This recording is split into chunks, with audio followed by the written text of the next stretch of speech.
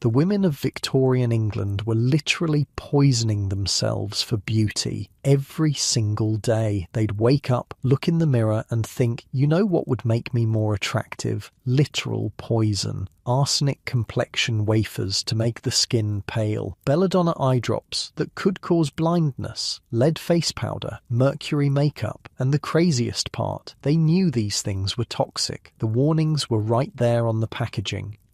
But they did it anyway because being pretty was worth risking death. Forget horror movies. Just imagine waking up tomorrow in 1860 as a Victorian woman and realizing the day ahead involves lacing yourself so tight you can barely breathe, potentially going blind from your makeup routine, and having exactly zero legal rights. Modern Monday mornings don't seem so bad now, do they?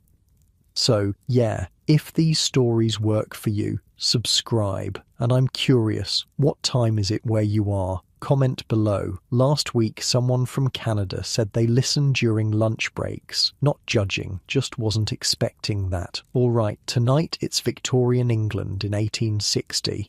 But hold up. Get comfortable first. Fluff those pillows. Pull up that blanket. Trust me, once we get going, you won't want to move. So congratulations. You just woke up in 1860. The first thing you notice is the cold, not the gentle chill of forgetting to close a window, but a bone-deep penetrating cold that makes your teeth chatter. Unlike your cozy memory foam mattress, you're lying on what feels like a lumpy sack stuffed with straw. Your back already aches. The pillow beneath your head is hard and smells faintly of mildew. It's still dark, but not completely. A weak grey light filters through thin curtains. The room around you is unfamiliar, smaller than you're used to, with high ceilings and peeling wallpaper. And wait, is that green wallpaper? The gorgeous emerald colour catches your eye before you remember something terrifying. Victorian green wallpaper contained arsenic. It's literally seeping poison into the air you're breathing right now. Miss, are you awake? Miss? You nearly jump out of your skin as a young woman, barely more than a girl really, appears at your bedside. She's wearing a plain grey dress with a white cap and apron. A maid? You have a maid? We must hurry, miss. Your mother expects you downstairs for breakfast in 1 hour, and we have much to do. You open your mouth to ask what the hell is going on, but what comes out is, yes, Martha, please prepare my wash water. Wait, who's Martha? And why did those words come out of your mouth? You didn't decide to say them. The maid, Martha, apparently, nods and moves to a ceramic pitcher and basin in the corner. You realise with a sinking feeling that there's no bathroom attached to this room. No toilet. No shower. Just that little basin of water that Martha is now pouring from the pitcher. It's quite cold this morning, miss. I've added just a touch of rose water to your wash, as you prefer. As you prefer? You've never had a preference about rose water in your life, but somehow you know exactly how this works. Your body moves on autopilot, sitting up in bed and accepting the damp cloth Martha hands you. Instead of a proper shower, you're going to dab at your face and neck with this barely damp cloth in freezing cold air. The survival instinct immediately kicks in. This isn't just uncomfortable, it's dangerous. In a time before antibiotics, before modern medicine, even a simple cold could kill you, and you're sitting here in a frigid room with your neck and chest exposed to the icy air, dabbing yourself with cold water. You shiver uncontrollably. The fire's catching nicely now, miss, Martha says, and you notice she's been stoking a small fireplace. The pitiful flames barely warm the air around it, let alone the entire room. Shall we begin your toilette? Your toilette? Oh, your morning beauty routine. And judging by the array of bottles, jars, and mysterious implements Martha is laying out on the dressing table, this is going to be a whole production. Is that the arsenic cream? You hear yourself ask. Yes, miss. Dr. Campbell's arsenic complexion wafers, as you requested. The apothecary assures they're perfectly safe. Just a very small amount of arsenic to clear the blood. Holy shit, you're about to literally eat arsenic for breakfast. And here's the thing. Part of you, the part that somehow knows how to be a Victorian woman, isn't even surprised. You know that pale skin is essential, a sign of wealth and beauty. Tanned skin meant you worked outdoors, a fate worse than death for a proper Victorian lady. And if achieving that perfect pallor meant slowly poisoning yourself, well, beauty is pain, right? Perhaps just half a wafer today, Martha, you hear yourself say. Your body, at least, seems to have some sense of self-preservation. But before you can dwell on the arsenic, Martha is already moving on to the next horror show. Your belladonna drops for your eyes, miss. This time, your modern brain jolts fully awake. Belladonna, also known as deadly nightshade, a highly toxic plant used to dilate women's pupils, giving them that wide-eyed, vulnerable look that Victorian men apparently found irresistible. It could cause blurred vision, headaches, or, blindness. Just a small drop in each eye, you hear yourself say, as if this is perfectly normal. Martha approaches with the dropper, and you can't help but flinch as she puts the poisonous liquid directly into your eyes. The burning sensation is immediate. Your eyes water profusely as the belladonna seeps into your corneas. Your vision blurs, and for a terrifying moment you wonder if you'll go blind. But then it settles, and when you blink away the tears, the world has a strange, hazy quality to it. Your pupils are now enormous, making you look perpetually surprised, and by Victorian standards, absolutely stunning. Now for your hair, miss. What fresh hell is this? You soon find out as Martha removes your nightcap, revealing your hair, which apparently hasn't been washed in weeks, months, because washing your hair too frequently in Victorian times was considered unhealthy. Instead, it was brushed vigorously to distribute the natural oils. 100 strokes every night. Martha starts brushing, and it hurts. Your scalp is tender, and the bristles of the brush feel like tiny knives, but you sit there and take it because what choice do you have? Now, miss, we must get you dressed before your complexion cream fully dries. Ah, yes, the main event. Getting dressed in 1860 is not the quick, casual affair you're used to. It's a military operation requiring assistance, patience, and an alarming disregard for internal organ health.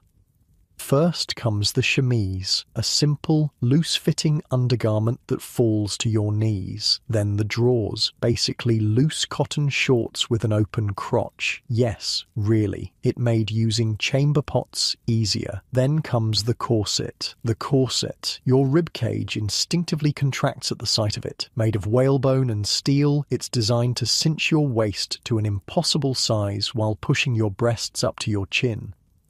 Arms up, miss, Martha instructs, and you comply. The corset goes around your torso, and Martha begins the lacing process from behind. With each pull, the corset tightens. Your lungs have less and less room to expand. Your ribs feel like they're being gradually crushed. I can't breathe, you gasp. Just a bit tighter, miss. Your waist was 19 inches at Lady Harrington's ball last week. Mrs. Fairchild's daughter had 18 and a half. Your mother was most displeased.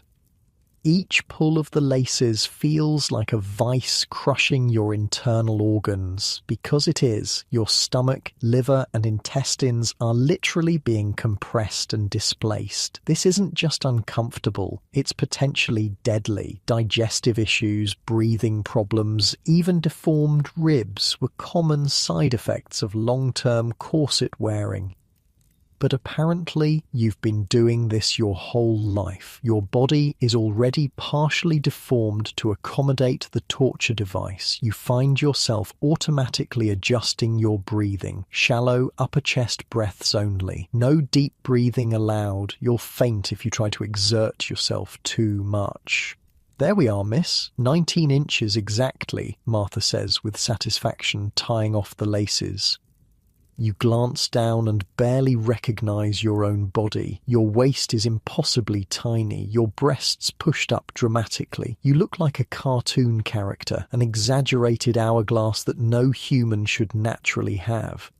But there's no time to dwell on it because the dressing process continues. Next comes the crinoline, a cage-like structure made of steel hoops that holds your skirts out in an enormous bell shape. It weighs several pounds on its own and makes navigating doorways a strategic challenge. Then petticoats. Then finally, the dress itself. A deep blue morning dress with long sleeves, high collar, and enough fabric to make 3 modern dresses. The weight of it all is crushing. Between the corset restricting your torso and the crinoline and petticoats weighing down your lower half, you're essentially wearing a mobile prison, and you haven't even put on shoes, gloves, or a hat yet. Oh, your skin looks lovely with the arsenic, miss, Martha comments as she steps back to admire her work. So pale and clear. You stumble to the mirror, nearly tripping on your crinoline. The face staring back isn't yours. It's pale, gaunt, with dark ringed eyes that seem unnaturally large. The pupils are enormous thanks to the belladonna, giving you a perpetually startled look. Your waist is impossibly small, your posture forcibly erect due to the corset. You look beautiful by 1860 standards. You also look like you're slowly dying, which technically you are.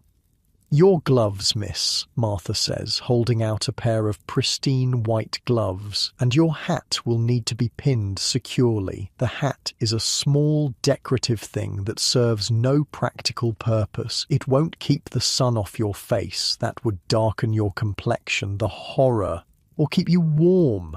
It's purely decorative, pinned to your hair with long, sharp steel hat pins that could double as weapons in a pinch.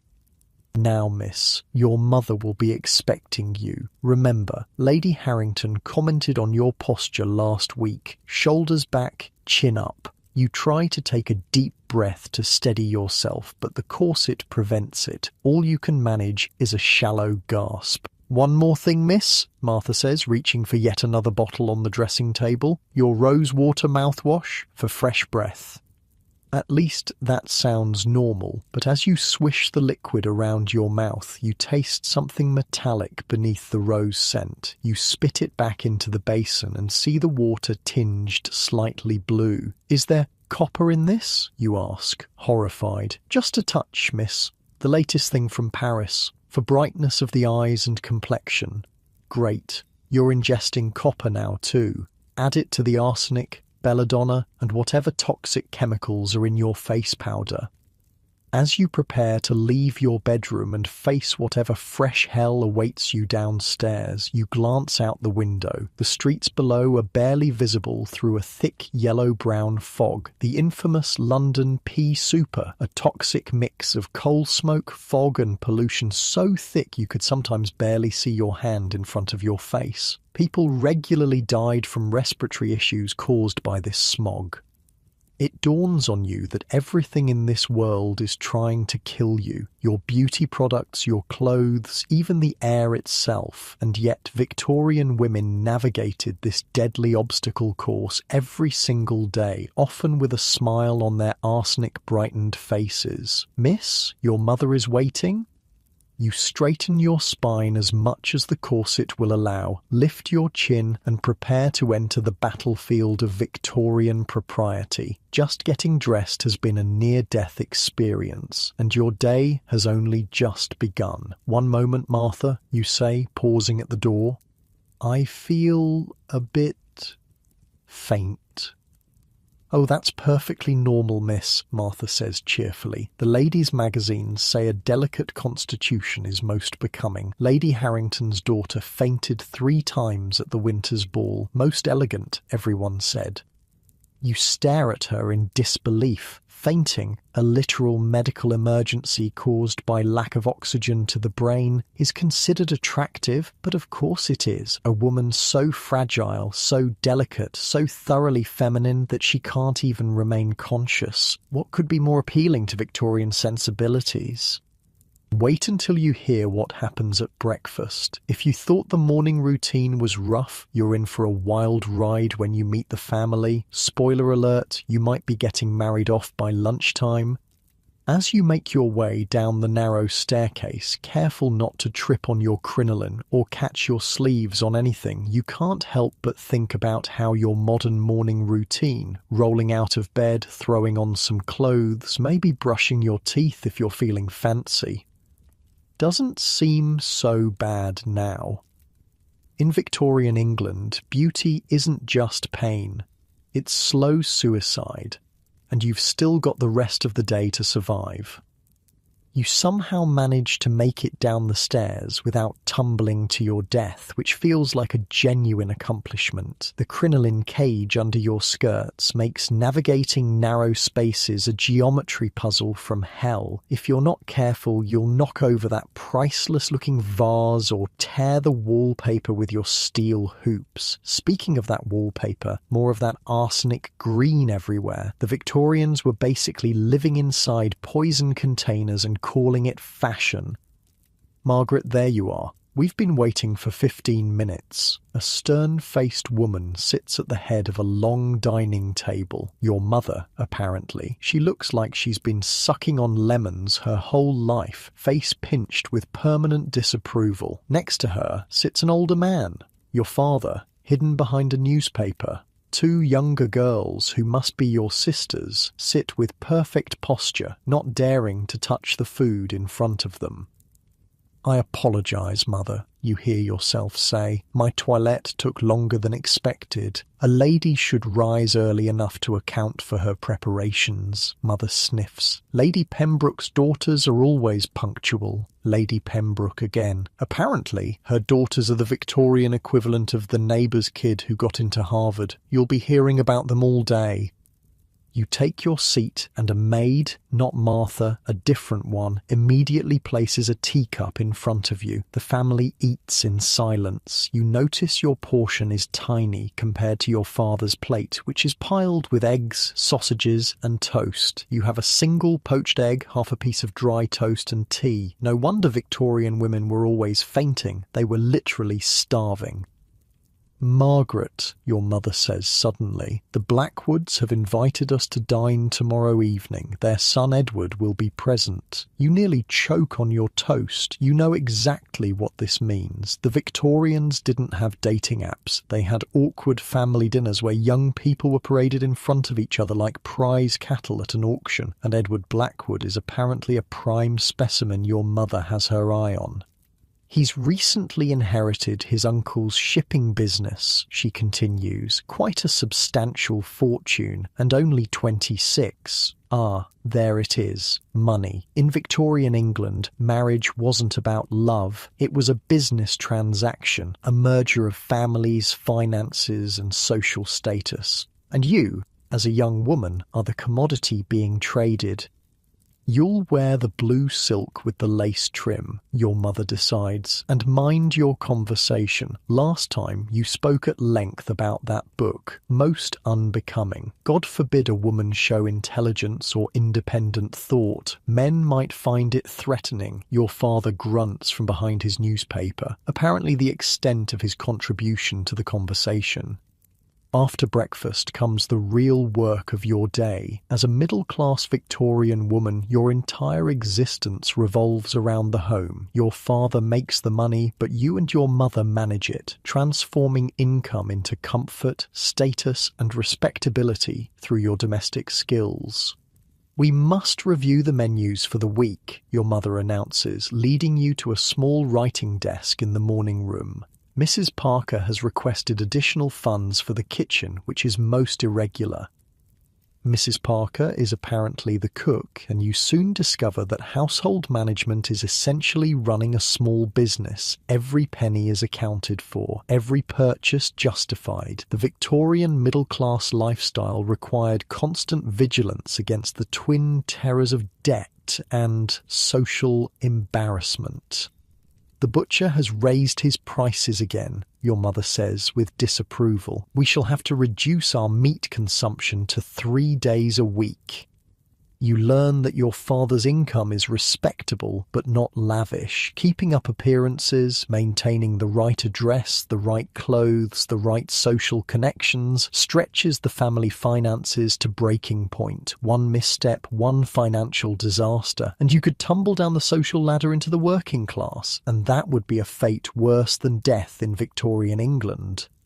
Now, Margaret, you will take inventory of the linens today. The laundry comes back tomorrow, and I won't have them cheating us again. Counting sheets and tablecloths sounds boring but harmless enough. Little do you know what Victorian laundry actually involves.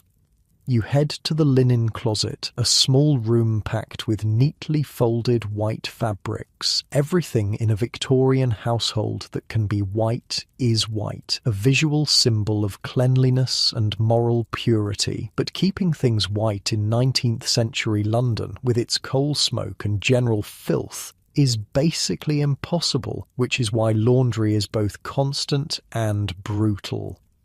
As you count pillowcases, your mind drifts to what's happening in the scullery right now. The laundry maid, probably no more than 14 years old, is literally boiling enormous copper vats of water, adding lye soap that burns her hands raw, and stirring clothes with a wooden paddle because touching the scalding water directly would strip her skin off.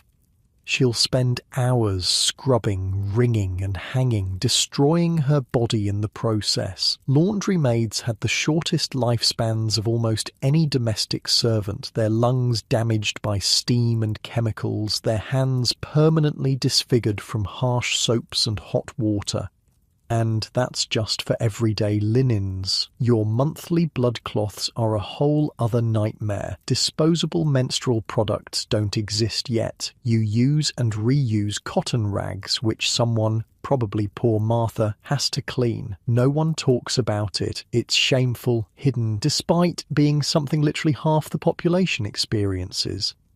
Your inspection complete, you return to your mother, who's now in the drawing room with a visitor, Mrs. Harrington, mother of the infamous 18.5-inch waist girl. Margaret, pour the tea, your mother commands. Not a request, an order.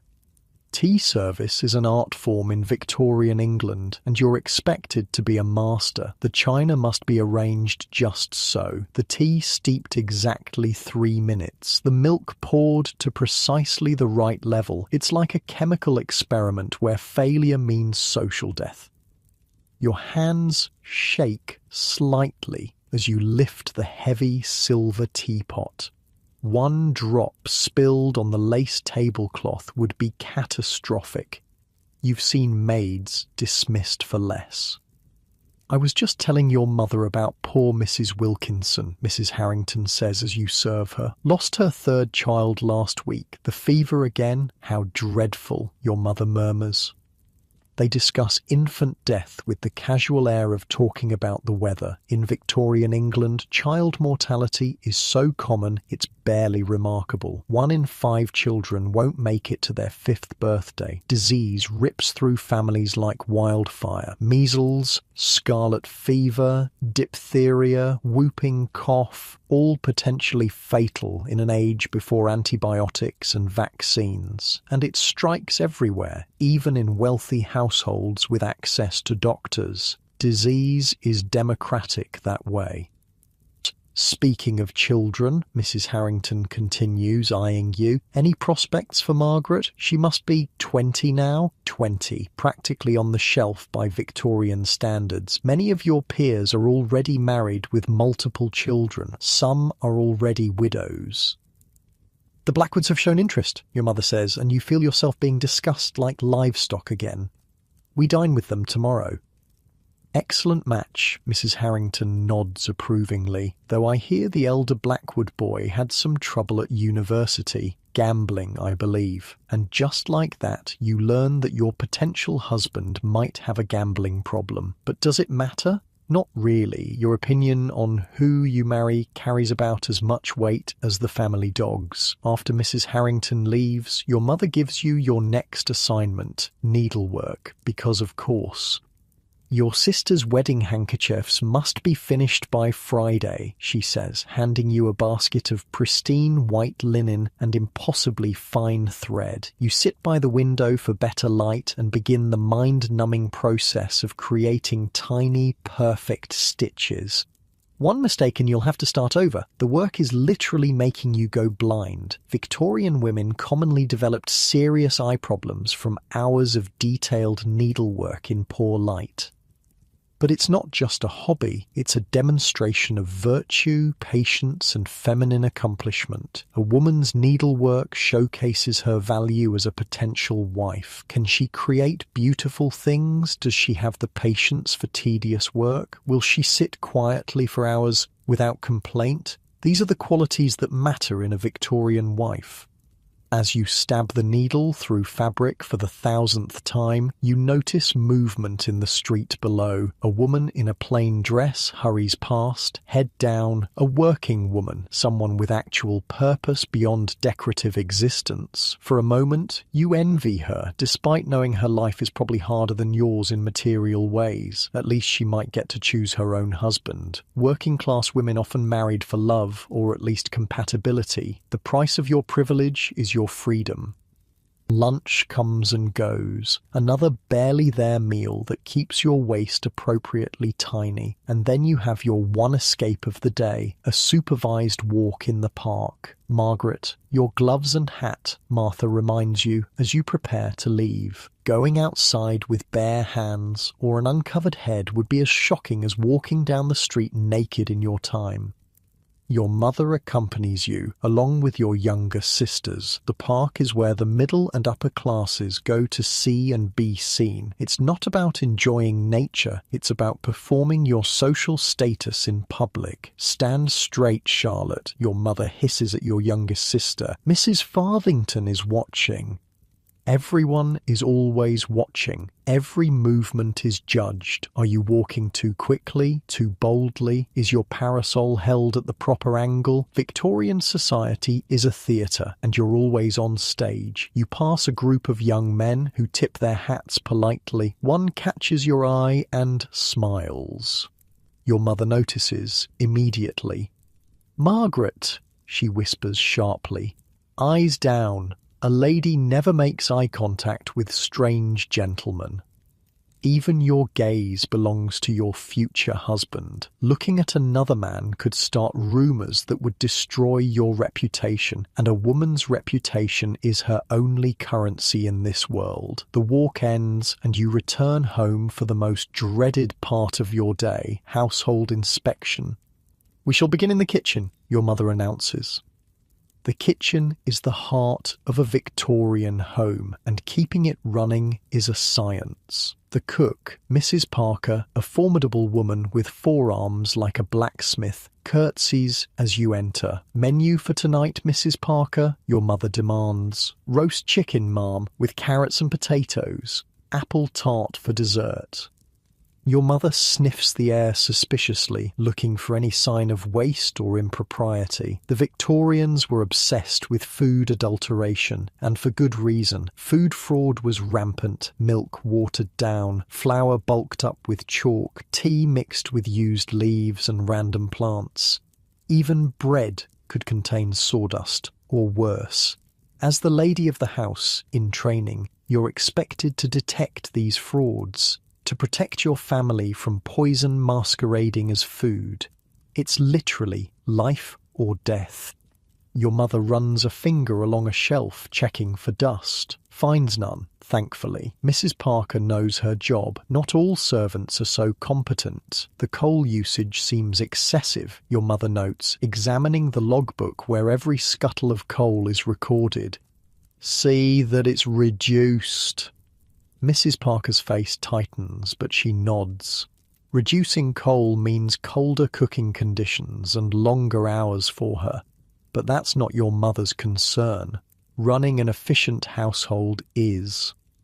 The inspection continues room by room, every corner examined, every penny accounted for. This is what Victorian women did. Instead of having careers, they became domestic CEOs, managing complex households with military precision. By late afternoon, you're exhausted. Your ribs ache from the corsets, your eyes strain from needlework, your head pounds from the constant vigilance required to navigate Victorian propriety.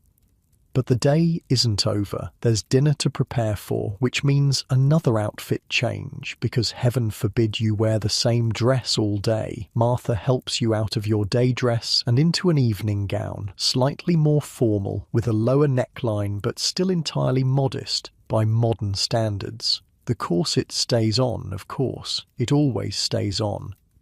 "Your hair, miss," Martha says, attacking your head with brushes and pins. The elaborate updo she creates looks like it defies physics. It also gives you an instant headache as your hair pulls at your scalp. Dinner is a formal affair, even though it's just family tonight.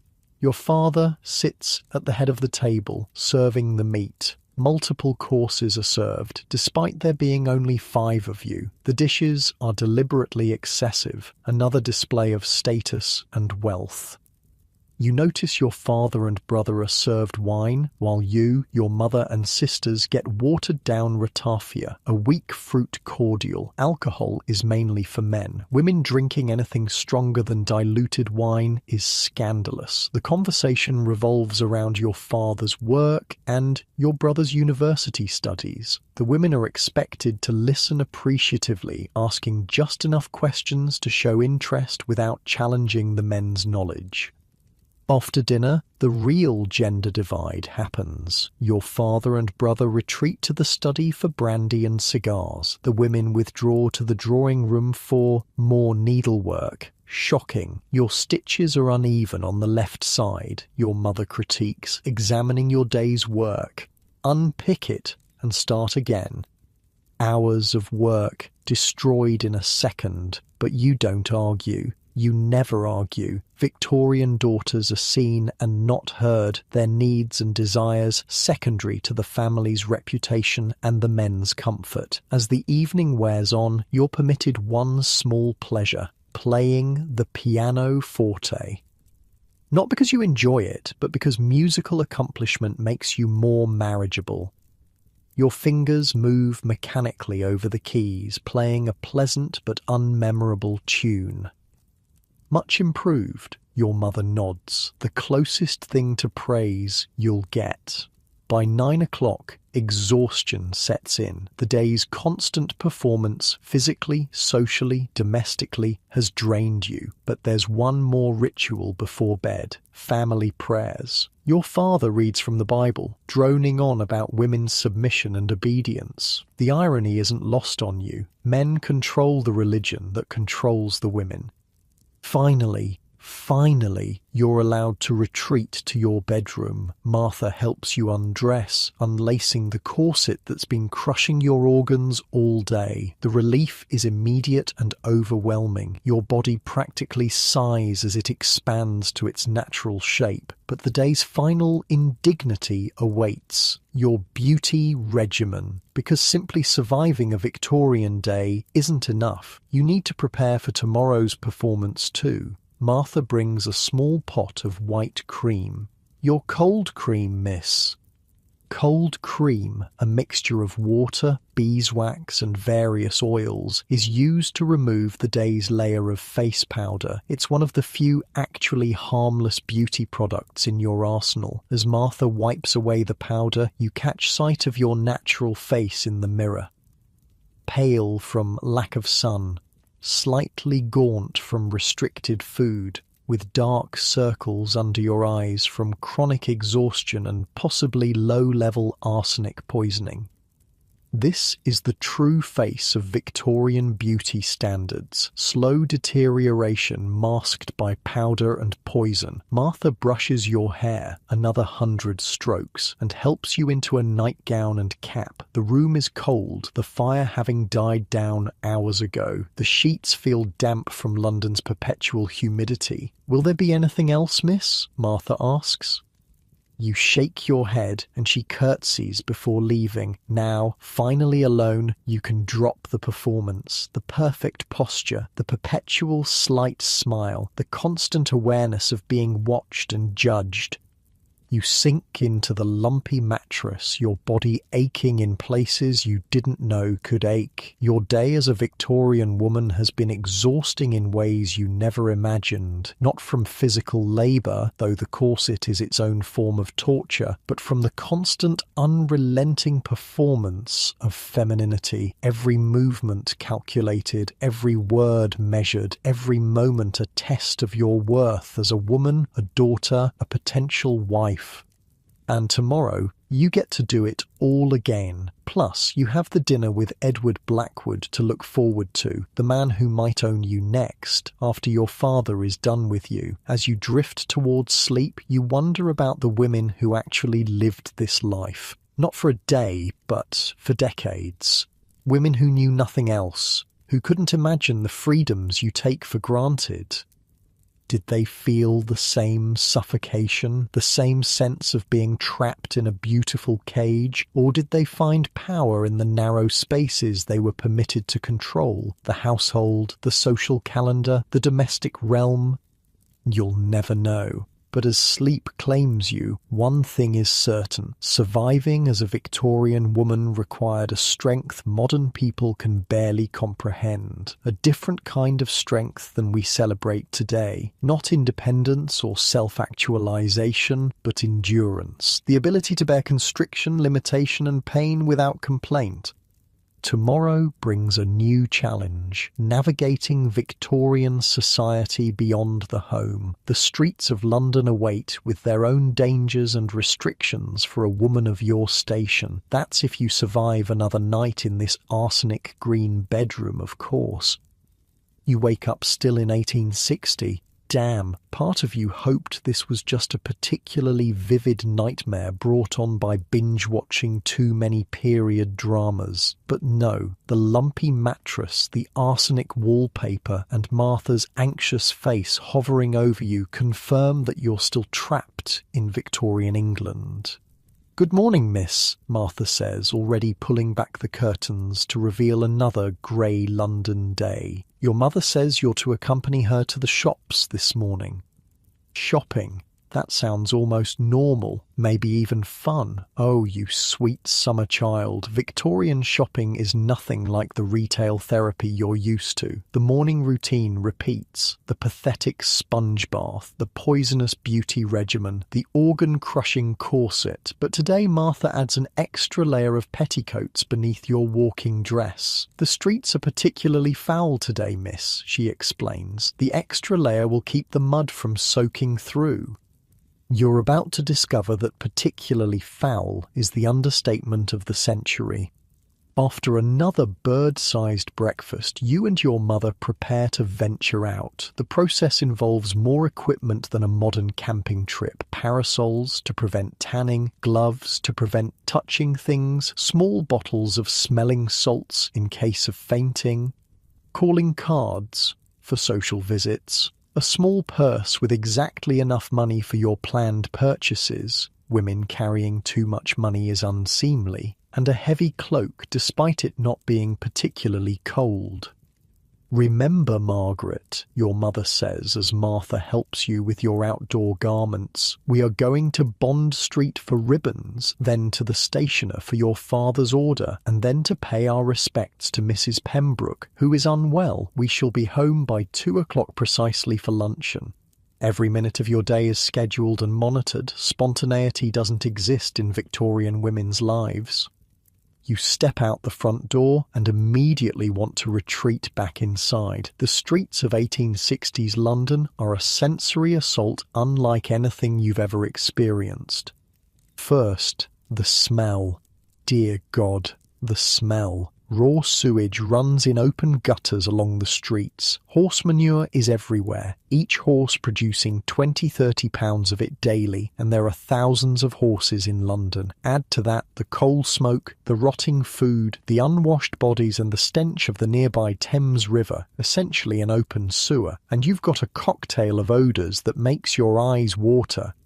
"Keep your handkerchief ready," your mother murmurs, pressing a scented cloth to her own nose. The handkerchief is doused in lavender water, a pitiful defence against the metropolitan miasma. Then there's the noise. Horse hooves and iron-rimmed carriage wheels on cobblestones create a deafening cacophony. Street vendors shout their wares, children scream, dogs bark. It's chaos. But the most immediate challenge is the ground beneath your feet. The hem of your dress drags through sewage and horse manure, collecting diseases with every step. Your shoes, dainty leather boots with almost no traction, slip on the slick, filthy cobblestones. One wrong step, and you'll not only fall into literal shit, but you'll also cause a social catastrophe by displaying an ankle, or, God forbid, a bit of calf.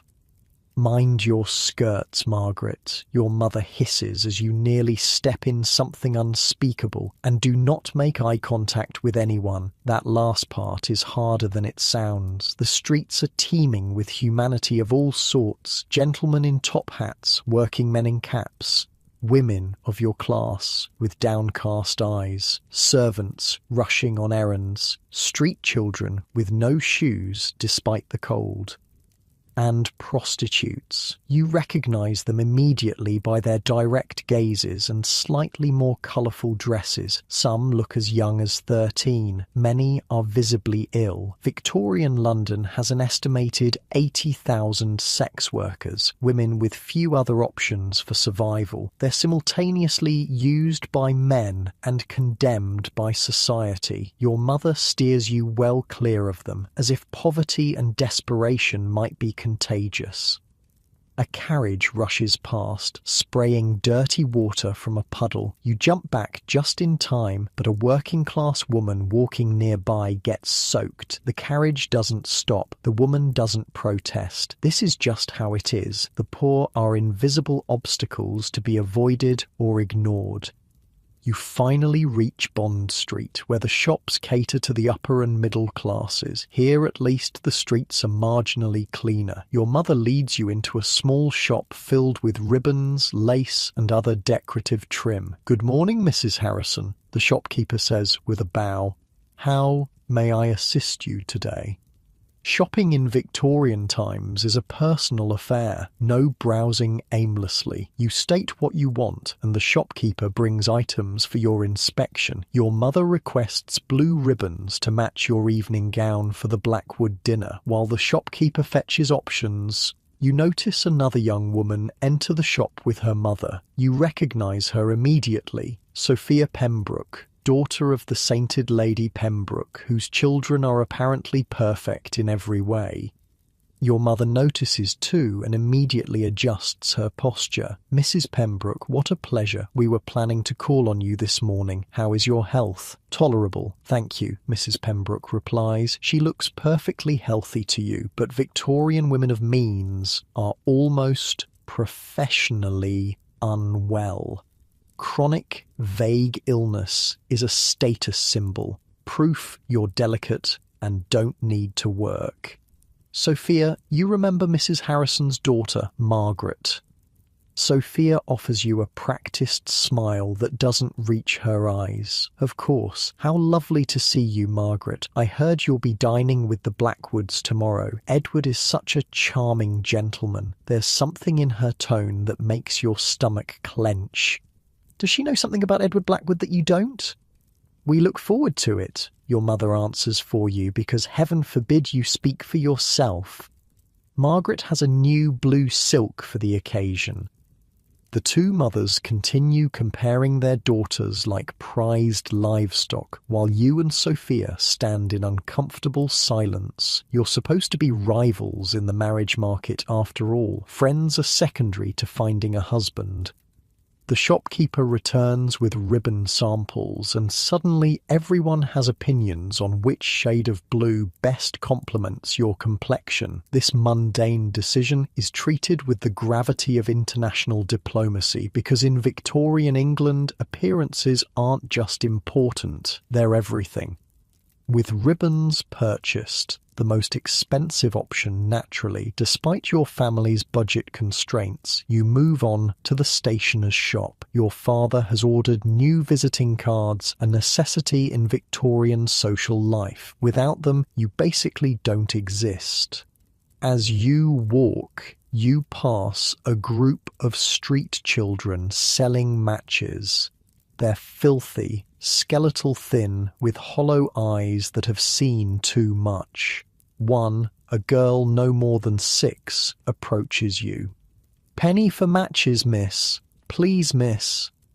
Before you can respond, your mother shoos the child away like an annoying insect. "Move along, we've nothing for you." The desperate poverty hits you like a physical blow. In your time, you might have given the child money or at least acknowledged her humanity.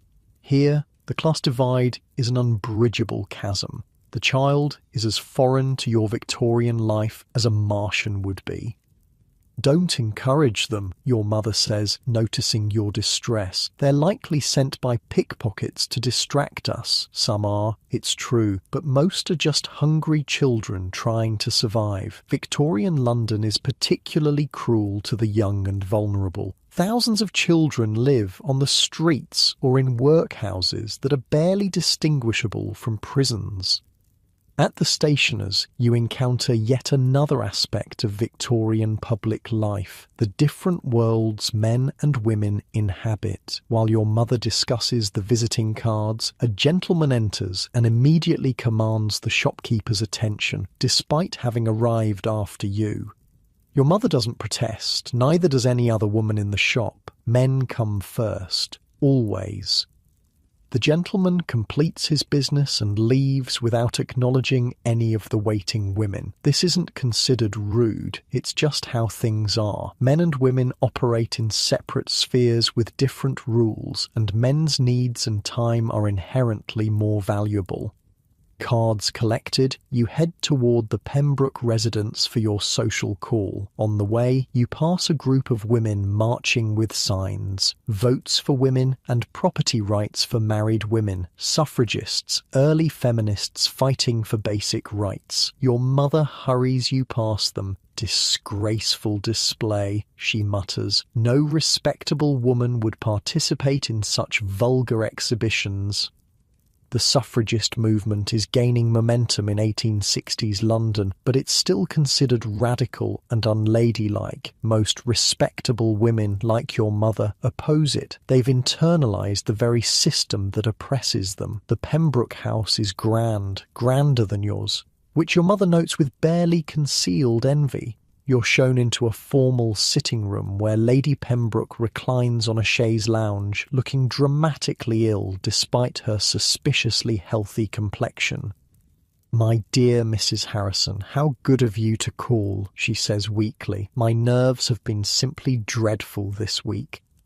Nervous complaints are the Victorian woman's acceptable outlet for any emotional or psychological distress. Depression, anxiety, frustration with their limited lives all get lumped under nerves or hysteria. The treatments range from useless to actively harmful. Bed rest, avoidance of stimulation, including reading or thinking too much, and sometimes even surgical intervention for severe cases. You sit stiffly on an uncomfortable chair while the women exchange gossip thinly disguised as concern. "Did you hear about young Miss Taylor?" Lady Pembroke asks, lowering her voice conspiratorially. "Seen walking in the park with Mr. Foster, alone." The women gasp as if she'd announced Miss Taylor was found dancing naked in Trafalgar Square. Being alone with a man, even briefly, can destroy a woman's reputation, and a woman's reputation is her only currency. Her prospects are ruined, of course, Lady Pembroke continues with poorly concealed satisfaction. No decent family will receive her now. One walk, one minor breach of the suffocating social code, and a young woman's life is effectively over. She'll never make a good match now. The unfairness of it makes you want to scream, but your Victorian body remains perfectly composed, nodding along with appropriate dismay.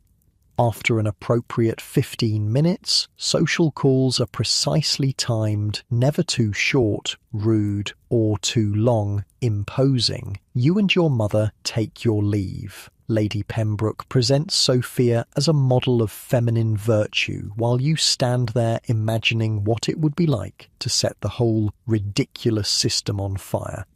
On the walk home, another aspect of Victorian street life becomes apparent. Street harassment. A group of gentlemen loiter outside a club, smoking cigars and watching women pass by. Despite your modest dress and downcast eyes, they make comments just loud enough for you to hear. Lovely figure on that one. Bet she's a lively filly in private. Your mother pretends not to hear, picking up her pace slightly. As a respectable woman, you have no defence against this behaviour. Acknowledging it would be improper, challenging it unthinkable. All eyes evaluate your every move. How you walk, hold your parasol, acknowledge greetings, men assess your physical attributes, women judge your adherence to social codes, servants note your class markers. There is no privacy in public, no moment when you aren't performing your gender and class for an audience. The constant surveillance is exhausting. The mental checklist never ends. Keep your back straight, eyes modestly down, skirts clear of filth, parasol at the correct angle. Don't walk too quickly, unladylike, or too slowly. Causes congestion. Don't attract attention. Don't fade into the background either, or your marriage prospects suffer. As you navigate these impossible standards, you pass a familiar figure, the match girl from earlier. She's huddled in a doorway now, no longer actively selling. She looks unwell, her small face flushed. You recognize the symptoms from your modern knowledge. Phossy jaw, a horrific occupational disease caused by the white phosphorus used in matchmaking. Her jawbone is literally decaying inside her face. The desperate woman begging with her children is invisible to the passing carriages. The wealthy avert their eyes. The slightly less wealthy hurry past, afraid of falling into the same circumstances. The poor help when they can, sharing what little they have, but it's never enough. Victorian charity exists, but it's often performative and judgmental, more about making the giver feel virtuous than actually helping. The suffering of the poor is seen as either divinely ordained or the result of moral failings, not as a systemic issue requiring structural change. You arrive home just before 2 o'clock, right on schedule. Martha helps remove your outdoor things, tisking at the state of your hem. Dreadful weather, miss. I'll have this cleaned straight away. You realise that your brief outing has created hours of extra work for Martha, washing and pressing your soiled garments, cleaning your muddy boots, preparing fresh accessories for your next excursion. The Victorian lifestyle requires an army of invisible workers to maintain. Luncheon is served precisely at 2. Again, your portion is tiny compared to your brother's, who has joined you today. He dominates the conversation with tales of his university friends and professors. No one expects you to contribute anything but appreciative nods. After lunch, your mother announces, "We have calls to make this afternoon." More social visits, more performative femininity, more rigid rules to follow. But these visits serve a purpose beyond mere socializing. They're intelligence-gathering missions. Through these carefully choreographed interactions, your mother collects information vital to your family's social survival. Who's rising in society? Who's falling? Which families have marriageable sons? Which young women are your competition? The afternoon proceeds much like the morning, but with deteriorating weather. The infamous London fog grows thicker, taking on a yellowish hue from coal smoke. It burns your lungs and makes your eyes water. People around you cough constantly. Victorian London's air quality regularly killed people through respiratory diseases. By the time you return home for tea, you're physically and mentally exhausted. Your feet ache from walking on uneven cobblestones in impractical boots. Your head pounds from the constant vigilance required to navigate public spaces as a woman. Your lungs burn from the polluted air. Yet, you've accomplished nothing of substance. You haven't learned anything, created anything, helped anyone, or even enjoyed yourself. You've simply existed in public in the approved manner for your gender and class. Tea is another performance. Pouring correctly, sitting properly, making appropriate small talk. The monotony is broken only when your father arrives home early, bringing unexpected news. "I encountered Edward Blackwood at my club today," he announces. "Fine young man, very keen to make your acquaintance, Margaret." Your mother practically vibrates with excitement. "Did he mention the dinner tomorrow?" "Indeed," seemed quite eager for it. Your father gives you an appraising look. "You'll make a good impression, I trust." It's not really a question. Failure isn't an option. Your entire worth as a daughter hinges on your ability to attract a suitable husband. It doesn't matter if Edward Blackwood is kind or cruel, intelligent or dull, compatible with you or completely at odds. What matters is his income, his social standing, and his willingness to take you off your parents' hands. "Yes, father," you hear yourself say. "Good girl." He nods, returning to his newspaper, already dismissing you from his thoughts. After tea, you're granted a rare hour of leisure before dinner preparations begin. Your mother suggests you practice piano, another marriageable skill, but your Victorian self has a small rebellion in mind. "I thought I might read, Mother, just for a short while." Your mother frowns, but allows it. Nothing too stimulating. Dr. Richardson says excessive reading overexcites the female mind. You retreat to a small alcove with a book, a bland novel deemed suitable for young ladies. Nothing that might introduce dangerous ideas like independence or equality. Even fictional women who step outside their prescribed roles are inevitably punished with death or social ruin by the final chapter. As you pretend to read, your mind drifts to the day's experiences, the stark contrasts between rich and poor, the elaborate performances required of women, the suffocating social codes that keep everyone in their assigned place. You wonder how real Victorian women survived this, not just physically, but mentally and emotionally. How did they endure lives so circumscribed, so limited, so constantly judged? Did they secretly rage against their gilded cages, or did they simply not know any other possibility existed? The hour passes too quickly, and it's time to prepare for dinner. Another dress, another performance, another step toward your predetermined fate as Edward Blackwood's wife, or someone like him.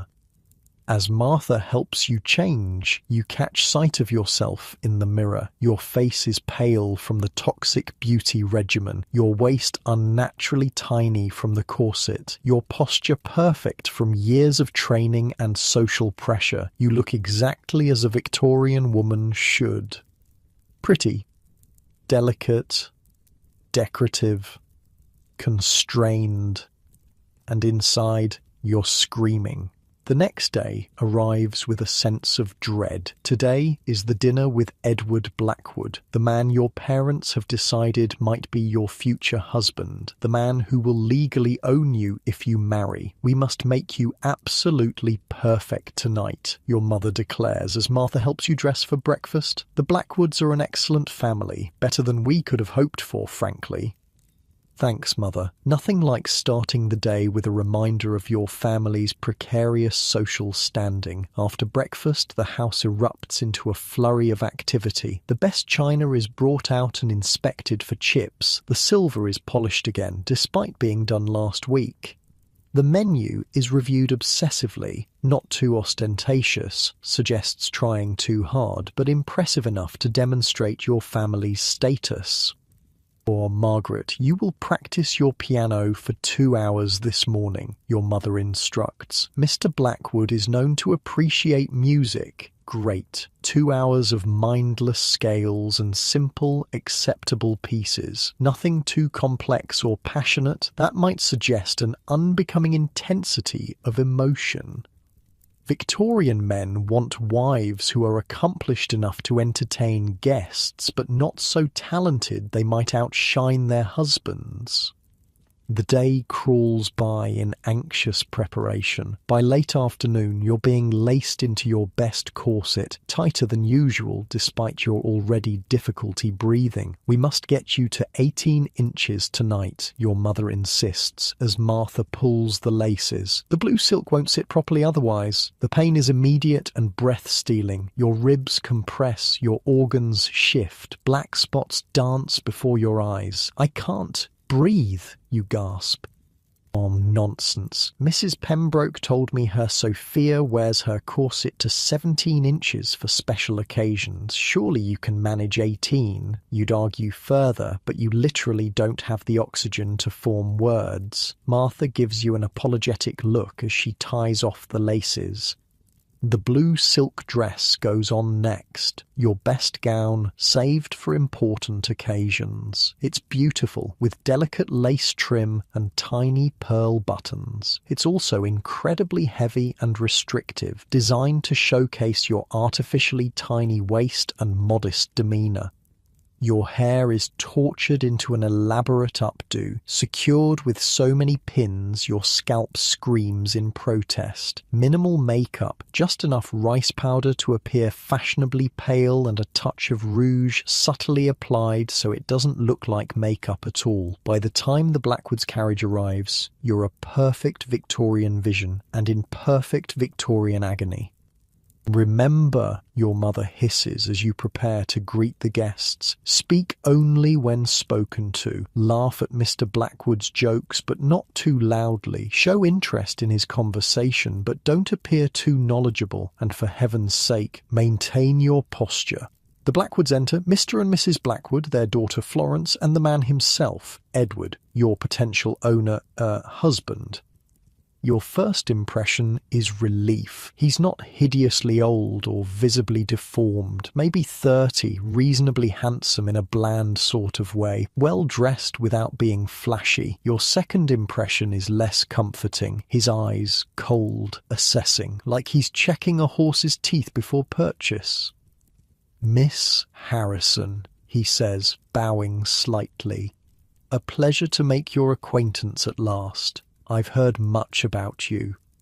You curtsy, murmuring an appropriate greeting. The formal dance of Victorian courtship has begun. Dinner is an elaborate affair. Soup, fish, meat, vegetables, pudding, fruit, cheese, all served with precise timing by your household staff, who've been drilled within an inch of their lives for this performance. You're seated beside Edward, as custom dictates. The conversation is painfully stilted, with your father and Mr. Blackwood discussing business, politics, and other male topics, while the women offer occasional supportive comments. I understand you play the pianoforte, Miss Harrison, Edward says during a lull. Yes, Mr. Blackwood, though I fear I play rather poorly. This is the expected response. Even if you were a virtuoso, Victorian modesty requires you to downplay your abilities. Perhaps you might favour us with a piece after dinner. It's not really a request. You smile and nod, already dreading the performance. And do you read, Miss Harrison? He continues, a dangerous question. Reading the wrong books suggests an independent mind, a quality Victorian men definitely don't want in a wife. Only what my mother approves, sir. I find improving literature most rewarding. Translation: I only read boring moral tales that reinforce traditional values, nothing that might give me ideas above my station. He seems satisfied with this answer. Excellent. Too many young women these days fill their heads with romantic nonsense. A practical mind is much more valuable in a wife. The word wife hangs in the air between you. He's not exactly being subtle about his intentions. Throughout dinner, you notice Edward drinks heavily, 4 glasses of wine plus brandy afterward. A warning sign, perhaps, but Victorian women have no right to object to male vices. That's just part of being a man. After dinner, the women withdraw to the drawing room, while the men remain for cigars and more alcohol. Another rigid gender separation. In the drawing room, Mrs. Blackwood interrogates you thinly disguised as pleasant conversation. Do you enjoy household management, Miss Harrison? Florence tells me you keep an excellent linen inventory. Thrilling. Your skill with counting sheets has been noted. I find great satisfaction in maintaining an orderly household, ma'am. More acceptable lies. The stakes are too high for honesty. When the men eventually join you, Edward immediately requests your musical performance. You take your place at the piano, corset digging into your ribs, making each breath a shallow gasp. The piece you play is pretty but simple, demonstrating just enough skill to be accomplished without threatening male egos. Edward watches you with that same calculating gaze. You're not a person to him. You're a potential possession, a decorative asset, a womb for his future heirs, a symbol of his status. After your performance, he approaches. You play charmingly, Miss Harrison. You're too kind, sir. Not at all. A touch of music makes a house a home, don't you agree? My mother always played in the evenings for my father. The subtext is clear. This is what I expect from a wife. The evening continues with cards and tea, more stilted conversation, more subtle evaluation. Edward seems particularly interested in your family connections and your mother's health, calculating your social value and how long before you might inherit anything. When the Blackwoods finally depart, Edward takes your hand. His grip is slightly too tight, his thumb brushing across your knuckles in a way that makes your skin crawl. I've greatly enjoyed this evening, Miss Harrison. I hope to see more of you. With a single signature, you legally cease to exist as your own person. Your body, your property, your earnings all belong to your husband. That's the reality waiting if Edward Blackwood proposes. And based on your parents' excited whispers after the Blackwoods leave, that's exactly what they're hoping for. He seemed quite taken with you, your mother says as Martha helps you undress. Mrs. Blackwood hinted he's been looking to settle down. His house on Grosvenor Square needs a mistress. The corset comes off and you gasp as blood flow returns to your compressed torso. Red marks from the stays will take hours to fade. Did you notice how he asked about your musical education? A clear sign of interest, your mother continues, oblivious to your discomfort, and inquiring about your reading habits, very promising. You say nothing. What can you say? That Edward Blackwood's eyes made you feel like merchandise, that his touch made your skin crawl, that the thought of being legally bound to him makes you want to run screaming into the night. Victorian daughters don't get to choose based on such trivial matters as personal comfort or compatibility. They accept the matches their parents arrange. They smile and say yes and surrender their entire existence to men who see them as property. Lying in bed that night, you think about what marriage to Edward Blackwood would mean. Your modern brain understands the legal reality in ways your Victorian counterpart can't fully grasp. Under the doctrine of coverture, a married woman in 1860 England has no legal existence. Her husband absorbs her legal personhood completely. She cannot own property, cannot keep her own wages if she works, cannot make contracts, cannot sue or be sued, cannot even refuse her husband's sexual demands. Marital rape won't be recognized as a crime for another century. The bedroom door closes and you realize you have no right to refuse anything. If Edward gambles away your family money, you have no recourse. If he takes a mistress, you must pretend not to notice. If he beats you, the law offers little protection unless he causes permanent injury. And even then, the scandal would likely be considered worse than the abuse. The bruises hidden beneath layers of clothing tell the story society refuses to hear. Of course, not all Victorian marriages were nightmares. Some men treated their wives with genuine respect and affection despite the legal imbalance, but you have no way of knowing if Edward Blackwood would be such a husband. The courtship process is designed to reveal as little as possible about his true character. A week passes with several more carefully chaperoned interactions with Edward. A walk in the park with your mother 3 steps behind, tea at his family's home with Mrs. Blackwood watching like a hawk, a musical evening where you play the piano while he turns the pages, standing close enough that you can smell the brandy on his breath at 4 in the afternoon.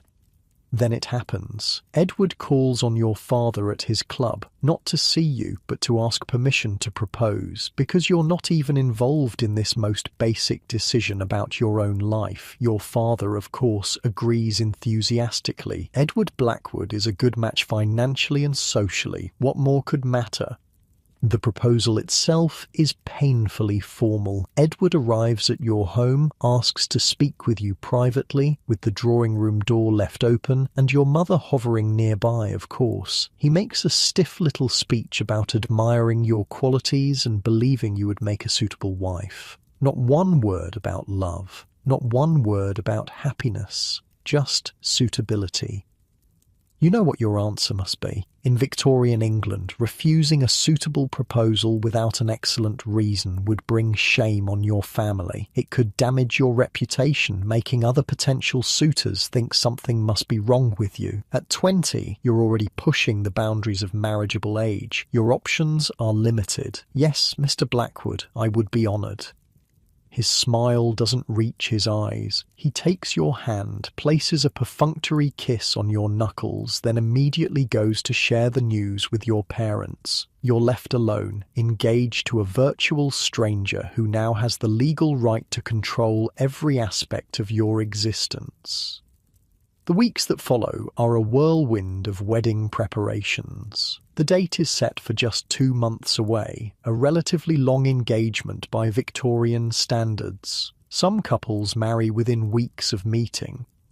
Your trousseau is assembled, the clothes, linens and personal items you'll take to your new home. Your mother scrutinizes every stitch, every hem, every button. These items reflect on your family, after all. You're measured for your wedding dress, white, because Queen Victoria popularized the trend, though it's not yet universal. The corset for your wedding day arrives specially made. It's designed to achieve a 17-inch waist. When you try it on, you actually do faint. Just nerves, your mother dismisses when you regain consciousness. All brides get jittery. Marriage contracts are drawn up. Your father's lawyer and Edward's lawyer negotiate the details of your dowry, the money and goods that effectively serve as your purchase price. None of this involves you directly. You're just the commodity being transferred. With a single signature, you legally cease to exist as your own person. The wedding preparations continue relentlessly, but there's a new undercurrent in the household. Your mother has begun your preparation for married life. These awkward, veiled conversations dance around the topic of marital duties without ever mentioning sex directly. A wife must be accommodating to her husband's needs, she says stiffly one afternoon while supervising your embroidery. It may seem strange at first, but it is your duty before God. Translation: you'll be expected to submit to sex whether you want it or not. The physical aspect of marriage can be trying for refined women, she continues, staring fixedly at the wall above your head, but one endures for the blessing of children. Translation: you're not supposed to enjoy it. Just lie back and think of England. Mr. Blackwood seems a gentleman. I'm sure he will be considerate. Translation: maybe he won't hurt you too badly. These non-conversations leave you more terrified than informed. Victorian women are deliberately kept ignorant about their own bodies, about sex, about pregnancy and childbirth. Many go to their wedding nights having no idea what will happen. The results are often traumatic. Equally disturbing are the practical lessons: how to manage Edward's household, how to supervise his servants, how to anticipate his needs and wants without him having to voice them. You're being trained like a dog to respond to his moods. Men dislike coming home to domestic problems, your mother advises. Keep household matters to yourself unless he specifically asks. Never disturb him in his study without good reason. Always have a fresh shirt ready if he wishes to go out unexpectedly. Don't speak of illness or feminine complaints. Men find such topics distasteful. If he comes home in a temper, withdraw quietly until he calms. The subtext is clear. His comfort comes first. His moods dictate the household atmosphere. His needs supersede yours in every situation.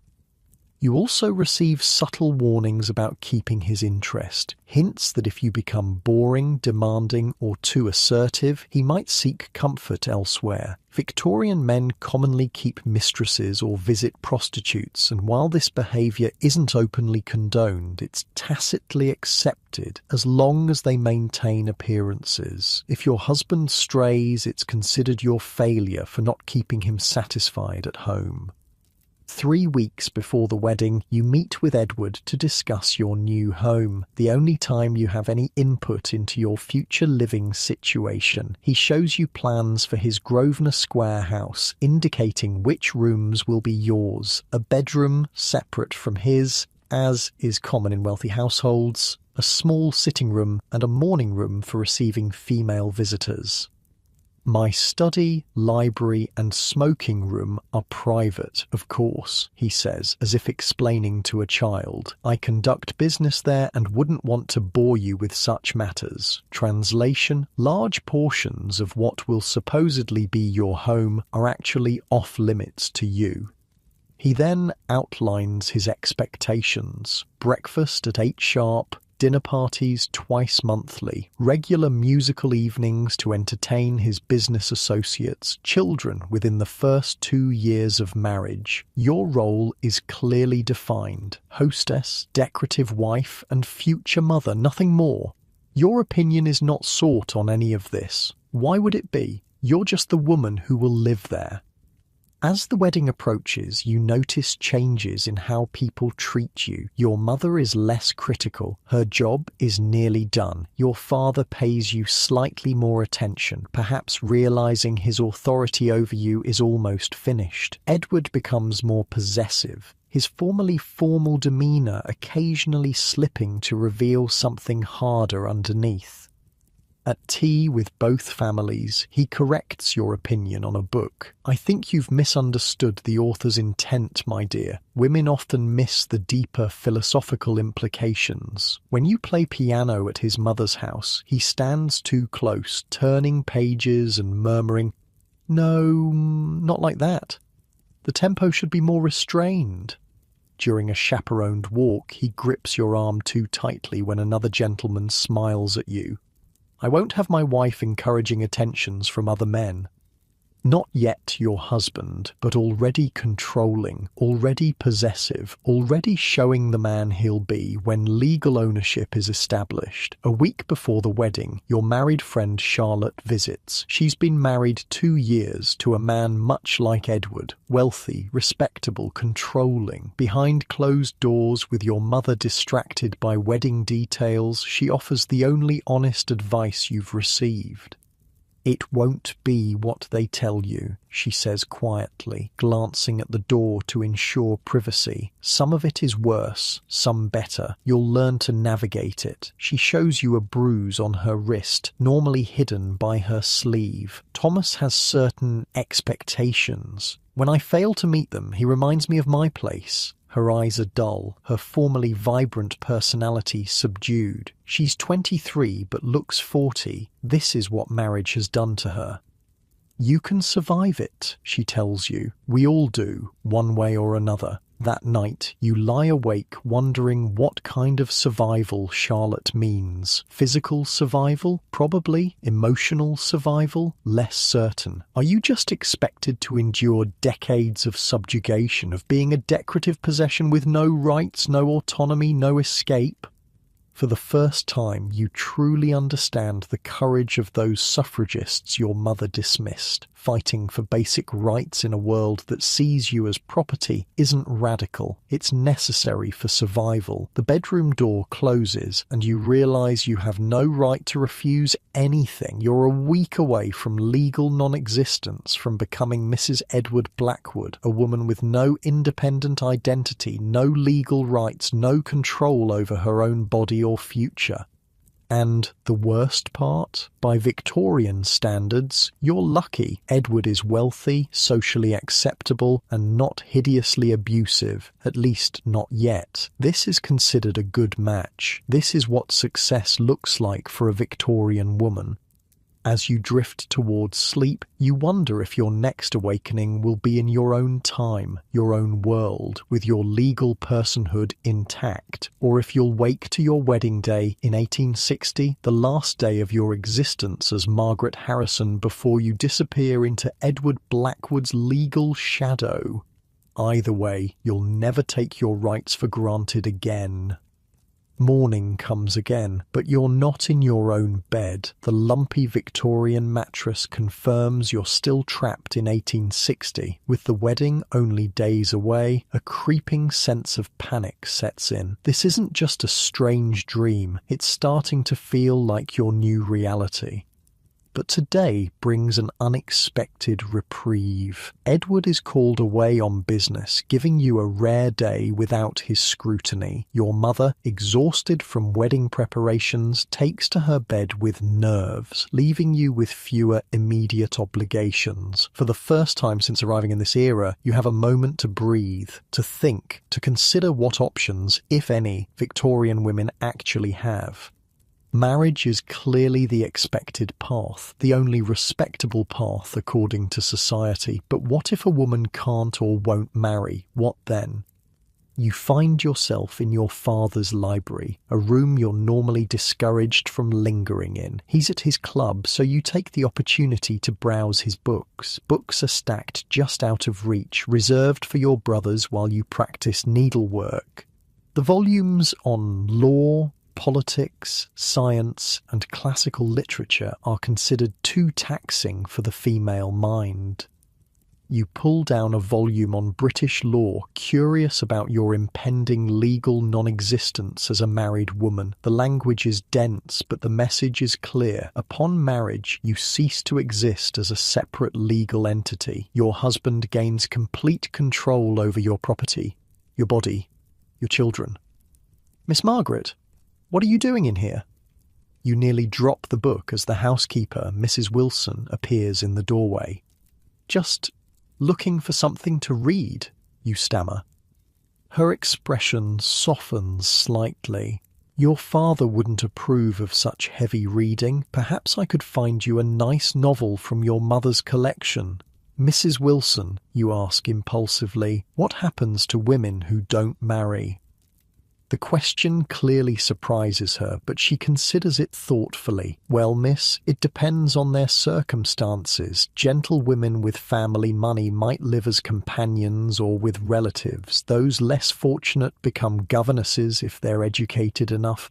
The rest, domestic service, factory work, or worse." Worse hangs in the air between you. You both know what it means. Prostitution, the fate of countless women with no other means of survival. Do you know any governesses, you ask? My niece, Ellen, is a governess for the Hendersons. It's a respectable position, but she hesitates. But what? It's a difficult life, miss. Neither family nor servant. Always alone. The pay is poor, the hours long, and if the master or his sons take liberties, there's little protection. Sexual harassment and assault, another unspoken reality for working women. With no legal recourse and their reputations constantly at risk, they're incredibly vulnerable. What about teaching? At a school? That requires education most women don't have access to, Mrs. Wilson says gently, unless your father sent you to a proper ladies' college, which few do. And there it is, the fundamental barrier. Education. Victorian girls, even in wealthy families, receive only the education deemed necessary for their predetermined role as wives and mothers. Basic literacy, perhaps some French or Italian, music, drawing and dance. Nothing that might prepare them for independence.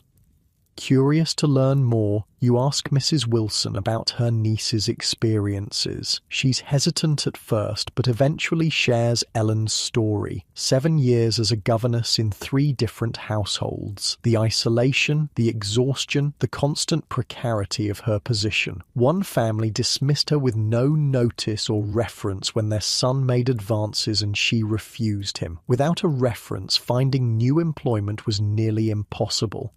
She was fortunate the Hendersons took her, Mrs. Wilson says. Many girls in her position end up elsewhere. Again, that weighted silence, the unspoken fate of women without means. You thank Mrs. Wilson and return the law book to its shelf, your mind racing.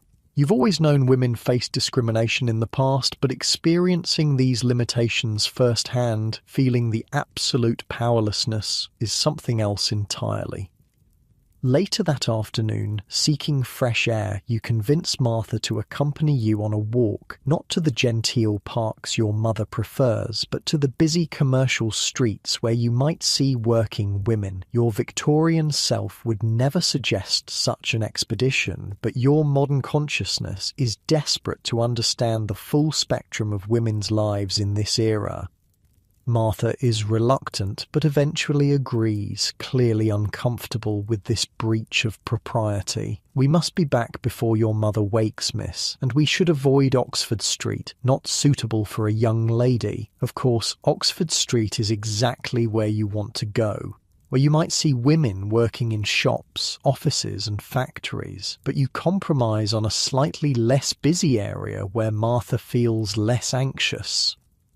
Even so, the glimpses you get are illuminating. Shop girls standing for 12, 14-hour shifts, not permitted to sit even when the store is empty. A milliner's workshop visible through a window, women hunched over intricate work in dim light, their fingers moving with mechanical precision. Through an open factory door, you catch a glimpse of the truth behind Victorian manufactured goods. Hundreds of women hunched over machines, losing fingers, breathing cotton dust that will kill them slowly. Young girls, no more than 12, their small hands better suited for delicate work, already showing signs of the physical deformities that come from hours in unnatural positions. The conditions are appalling. Dark, airless rooms crowded with workers, no safety measures for dangerous machinery, no breaks except a brief lunch, no toilet facilities. Women regularly soil themselves at their workstations rather than risk losing their jobs by leaving their posts. And the pay? A pittance. Barely enough to survive on and significantly less than men earn for similar work. "Look at that, miss," Martha whispers, nodding toward a small office where a woman sits at a desk apparently doing clerical work. A typewriter girl. They say it's respectable enough, but she trails off, clearly dubious. New technologies like the typewriter are creating a few opportunities for middle-class women, but these jobs come with their own problems. The woman you're observing looks exhausted, her back painfully curved from hours of hunching over the machine, and based on Martha's reaction, even this relatively clean, skilled work carries a social stigma. As you continue walking, you pass a hospital where you notice women in distinctive uniforms. Nurses, one of the few respectable professions recently opened to gentlewomen, thanks largely to Florence Nightingale's efforts during the Crimean War. But even nursing remains controversial in 1860, still fighting to be recognised as a proper profession rather than simple women's work. My cousin tried to become a nurse, Martha says, following your gaze. Her father forbade it, said no decent man would marry a woman who'd seen such things. Again, the double bind. Work means sacrificing marriage prospects, but without marriage, women need work to survive. Your walk takes you past a small schoolhouse where a tired-looking woman is dismissing a group of ragged children. A dame school, Martha explains. A small, informal school run by a woman with basic literacy but little formal education herself. The teaching is rudimentary, the pay minimal, the social status low. Returning home, you pass a group of women washing steps and scrubbing stoops, domestic servants doing the back-breaking outdoor work while their male counterparts handle the less physically demanding indoor tasks. Yet the men earn more, have more free time, and enjoy higher status in the household hierarchy. Martha, you ask quietly, if you weren't in service, what would you do? She looks startled by the question. Do, miss. What else could I do? I'm fortunate to have a position in a good household. But if you could choose anything, if you could be educated for any profession, she laughs, then covers her mouth, embarrassed by her own outburst. Begging your pardon, miss, but that's like asking what I'd do if I could fly. It's not possible. Humour me, you press gently. She thinks for a moment, her expression softening into something wistful. I've always thought I might like to be a midwife. My grandmother was one. In our village, people respected her. She helped bring life into the world. Why didn't you? No money for training, miss. And my father wouldn't have allowed it. Said it wasn't decent work. Her expression closes again. It doesn't matter anyway. Girls like me go into service. That's just how it is. It shouldn't be, you murmur, half to yourself. Martha gives you a strange look. You've been saying odd things lately, miss. Is it wedding nerves? You manage a smile? Perhaps. But it's more than that. It's the growing recognition of just how thoroughly women are trapped. Not just by laws and social customs, but by lack of education and economic opportunity. Without these, even legal rights mean little.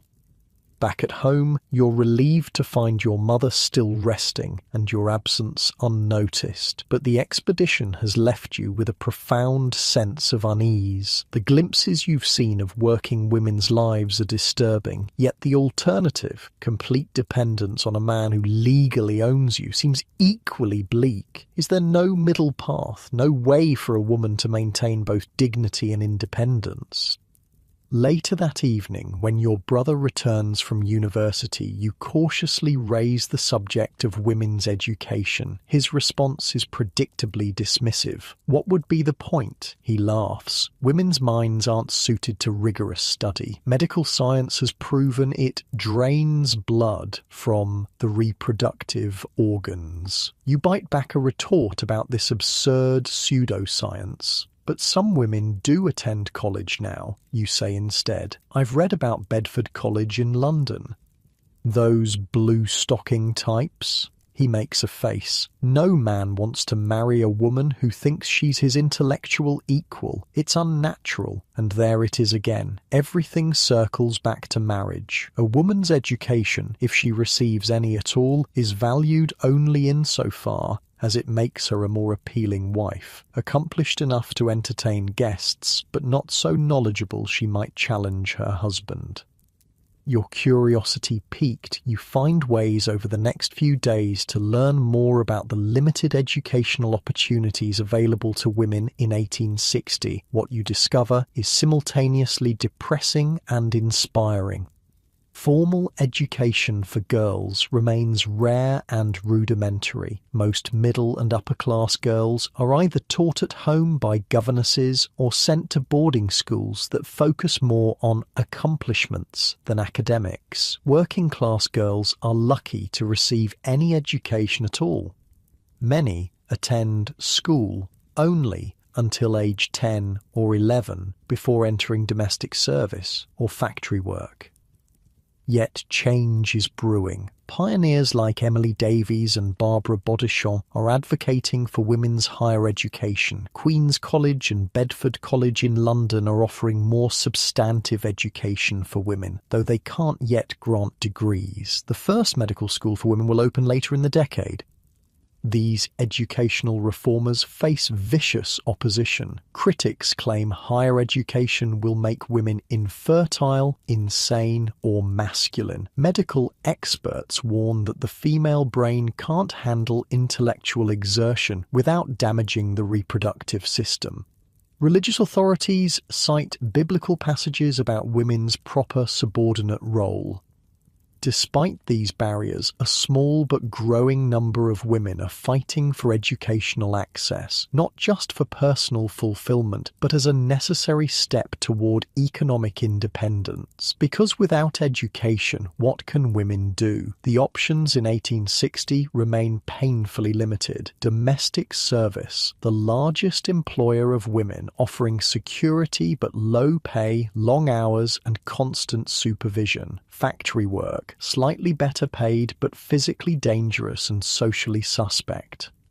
Needlework, respectable but brutally exploitative. Seamstresses often work 16-hour days for pennies, going blind from eye strain in the process. Teaching or governessing, the main options for educated middle-class women, offering respectability but isolation and vulnerability. Nursing, newly respectable thanks to Florence Nightingale, but still controversial and requiring training few women can access. Writing, a rare path for educated women with talent, though most publish anonymously or under male pseudonyms to be taken seriously. And for the truly desperate, prostitution, the fate of countless women with no other means of survival in a society that simultaneously creates and condemns them. The connection between education, employment, and independence becomes increasingly clear to you. Without education, most women can access only the lowest paid, most exploitative work. Without decent work, they remain economically dependent on men. Without economic independence, legal rights mean little in practice. It's a system perfectly designed to keep women subordinate, regardless of their individual talents or desires. Your pay envelope contains 1/3 what the men receive for identical work. This stark inequality isn't just unfair, it's deliberately engineered to keep women dependent on male support, either through marriage or family. A few days before the wedding, your mother finally feels well enough to resume wedding preparations. She finds you in your room, reading a newspaper article about a woman doctor in America. "Margaret, what are you doing with your father's newspaper?" You quickly fold it away. "Just passing the time, Mother." She sighs. "These unusual interests of yours. I hope marriage settles you. A woman with too active a mind often struggles with her proper duties." "Mother," you ask carefully, "did you ever want something different before you married Father?" The question clearly startles her. For a moment, something flickers in her eyes, a glimpse of the person she might have been in another life, with other choices. Then it's gone, replaced by her usual practical expression. What a peculiar question. What else would I've wanted? Marriage is a woman's natural state. But you notice she doesn't quite meet your eyes. Now, we must finalise the seating arrangements for the wedding breakfast. Mrs. Blackwood is most particular about not seating her cousin Eliza near the Hendersons after that unfortunate incident at the charity bazaar. And just like that, the moment passes. Whatever dreams your mother might once have harboured are long buried beneath years of conformity and compromise. That night, you lie awake thinking about the women you've encountered or learned about during your time in Victorian England, the factory workers slowly being poisoned by their working conditions, the governesses walking the narrow line between gentility and servitude, the prostitutes with no other options for survival, the rare pioneers fighting for education and professional opportunities despite overwhelming opposition. Each represents a different response to the same fundamental problem: how to survive in a world designed to keep women dependent and subordinate. Some conform and find what security they can within the system. Some rebel and face the harsh consequences. Most simply endure, finding small moments of agency within their constrained lives. As your wedding day approaches, you wonder which path you would choose if forced to remain in this era. Would you become the perfect Mrs. Blackwood, sublimating your own desires to survive within the system? Would you risk everything for independence, knowing the likely outcome is poverty and social death? Or would you find some middle path, outwardly conforming while nurturing a hidden self? There are no easy answers, no perfect choices, only the stark recognition that for women in 1860, every option involves significant sacrifice of freedom, security, reputation, or self-determination. Your modern perspective makes these limitations painfully clear. But for women born into this era, with no knowledge of other possibilities, the cage might not always be visible. They navigate the world as it is, finding meaning and purpose within the narrow spaces allowed them. As you drift towards sleep, you reflect that surviving as a Victorian woman requires a particular kind of strength, not the freedom to pursue your dreams, but the resilience to endure their deferral or denial, to find purpose within constraint, to build a life in the spaces between other people's expectations. It's a different kind of courage than what's celebrated in your time, not the courage to break barriers, but the courage to live meaningfully despite them.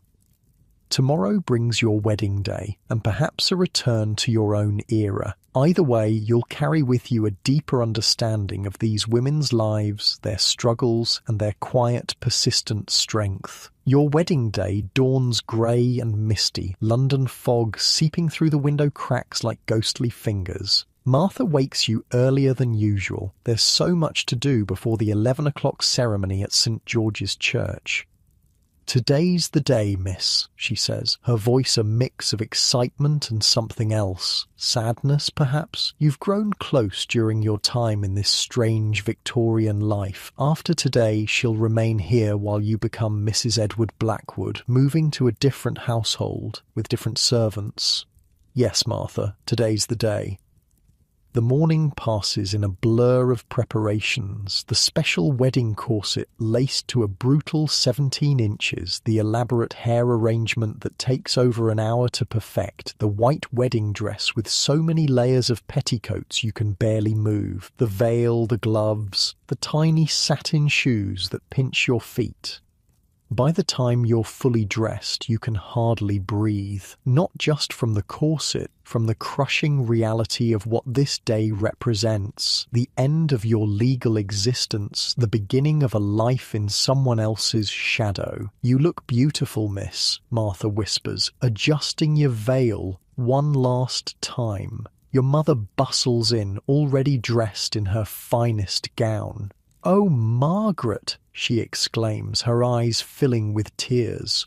"You're perfect. Mr. Blackwood will be so pleased."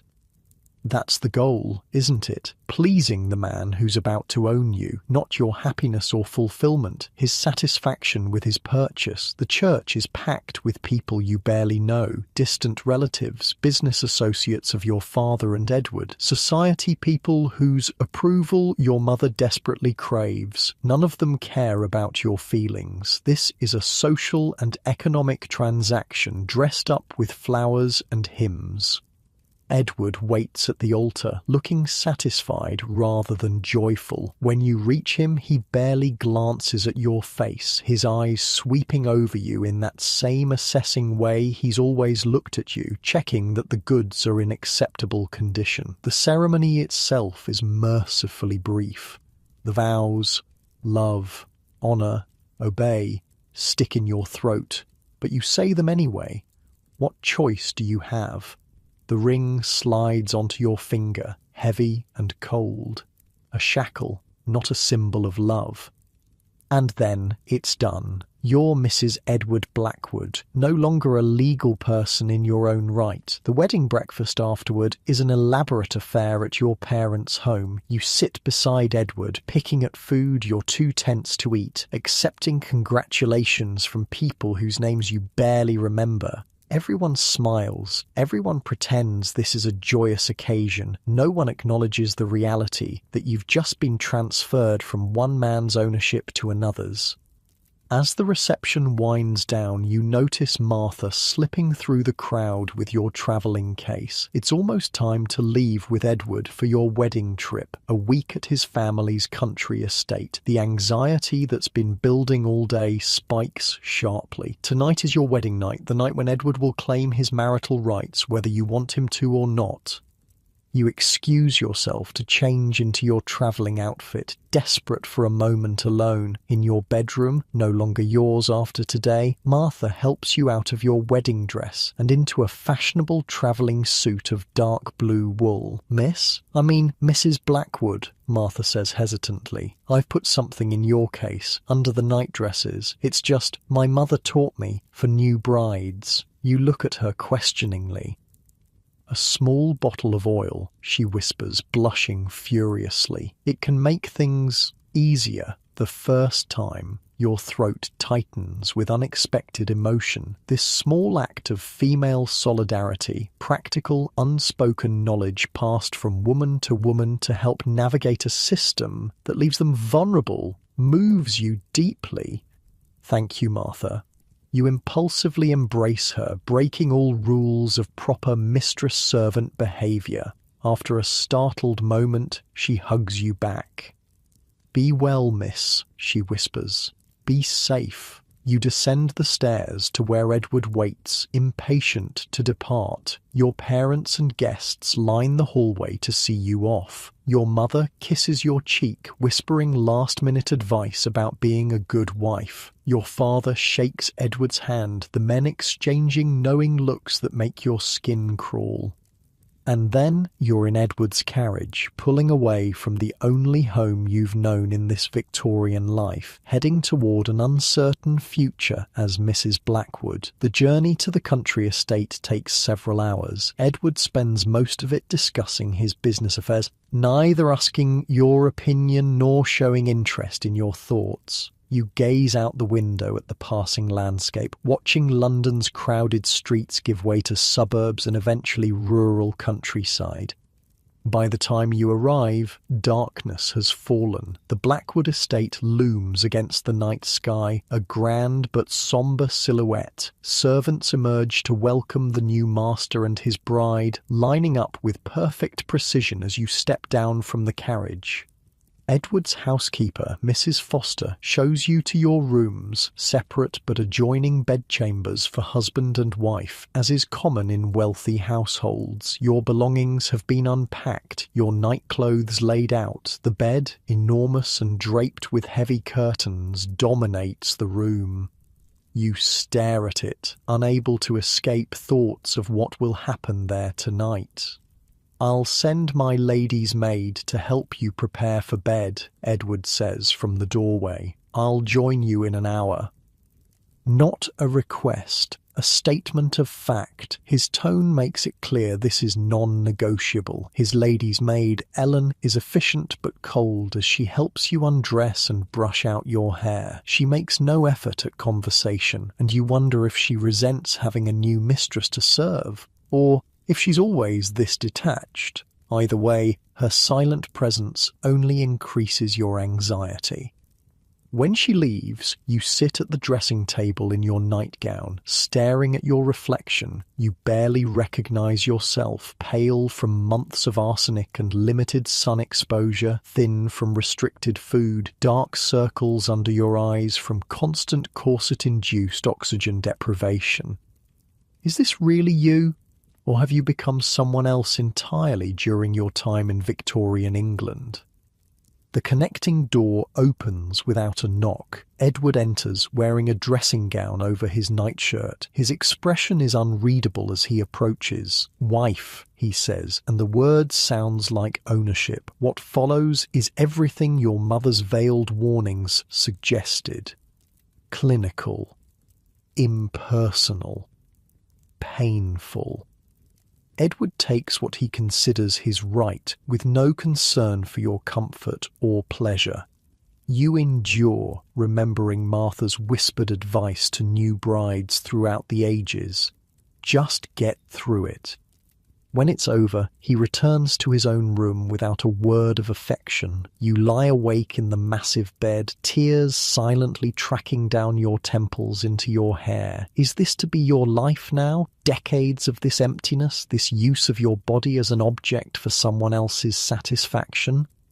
You must have eventually fallen asleep because the next thing you know, sunlight is streaming through a gap in the curtains. For a moment, you're disoriented. This isn't your bedroom at home. It isn't your Victorian parents' house either. Then you realise you're back. Back in your own bed, your own time. The Victorian nightmare is over.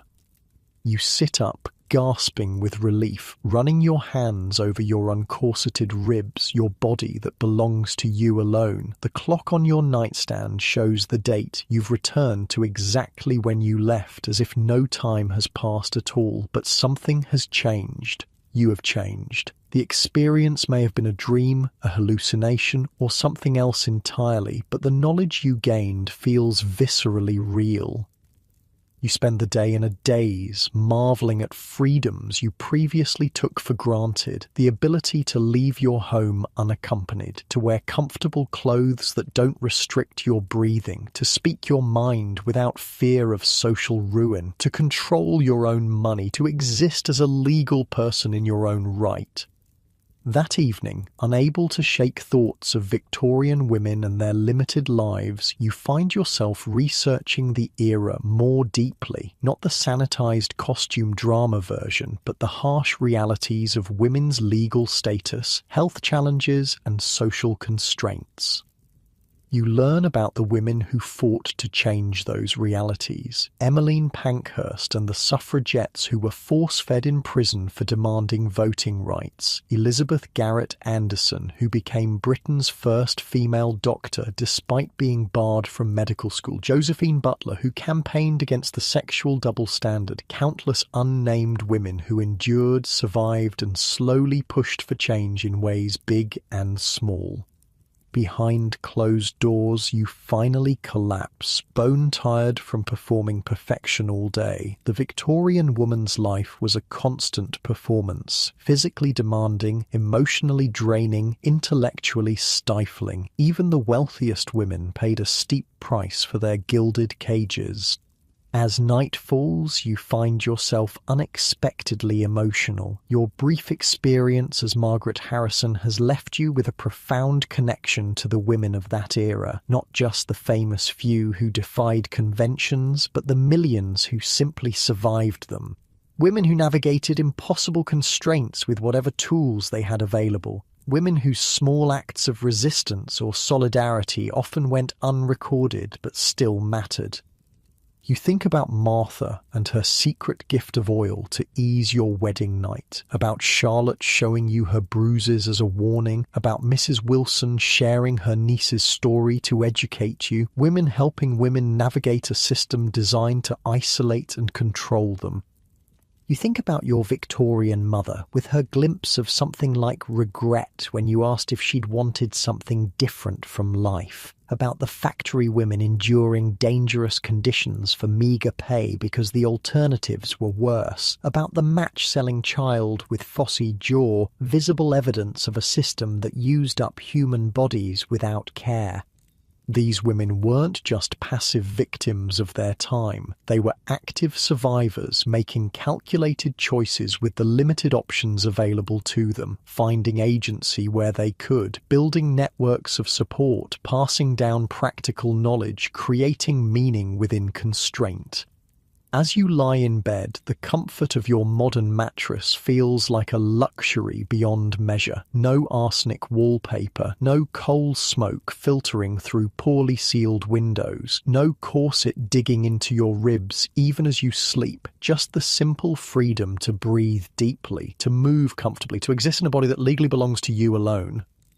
The true horror of the Victorian era for women wasn't just the obvious dangers, the toxic beauty products, the restrictive clothing, the lethal childbirth practices. It was the suffocating limitation of potential. Millions of women who might have been scientists, artists, leaders, or innovators instead channeled their intelligence and creativity into the narrow outlets permitted them.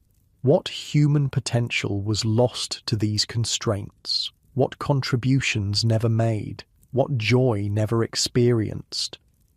You think about the women still facing similar constraints around the world today, those still fighting for basic rights, education, and autonomy, those whose freedom to control their own bodies and lives remains contested. The work begun by Victorian reformers continues, unfinished.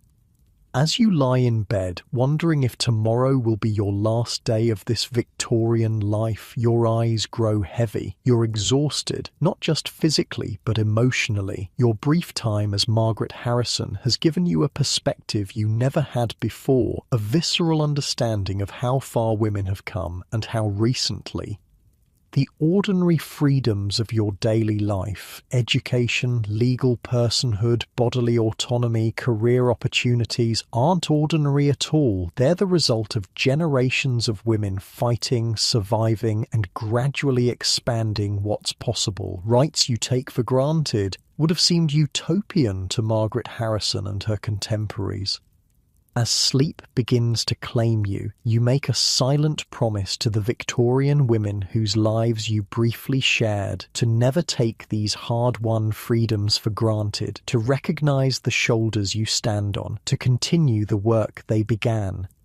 Your modern bed cradles you as consciousness fades. Unlike your Victorian counterpart, you can sleep deeply without fear of toxic wallpaper, of legal non-existence, of a future determined entirely by others. Your dreams belong to you. Your body belongs to you. Your life belongs to you.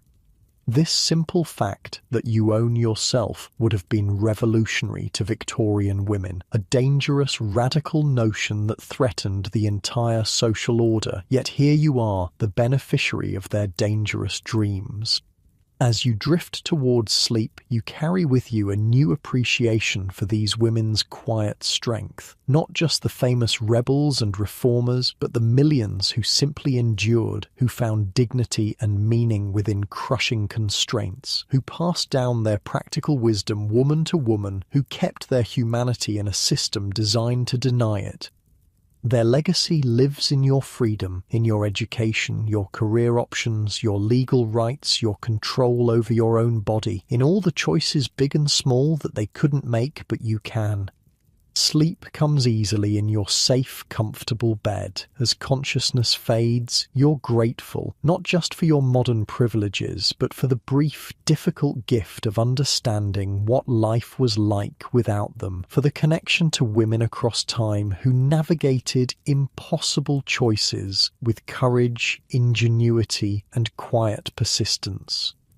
This understanding will stay with you, deepening your appreciation for freedoms easily taken for granted. The freedom to vote, to work, to own property, to control your reproduction, to exist legally as yourself. The freedom to breathe unrestricted, both literally and metaphorically. As you finally surrender to sleep, you carry with you the voices of Victorian women, their struggles, their survival strategies, their small rebellions and private hopes. Their stories merge with dreams, a reminder of how recently the past lives, how hard-won the present is, how unfinished the future remains. And with that, close your eyes and drift off to sleep.